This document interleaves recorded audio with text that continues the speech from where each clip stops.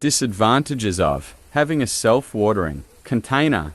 When it's raining and you do not have a greenhouse, you need to pick all of the plants and put them under the roof. Same thing if it's too sunny or hot outside. Every 2 days, you need to check if the container is running out of water. As you can see, this is the only place on our rooftop that is slightly covered. Because it started to get raining, I already put my self-watering containers under the roof. This is my first time trying self-watering container. Please bear with me if I make mistakes.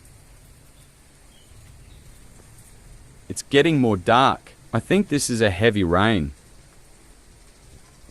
My calamansi is here too. Look, the unlimited fruit it's giving. Dragon fruit is under the roof as well. That's it for now. See you again. Do not forget to hit subscribe button. Thank you for watching.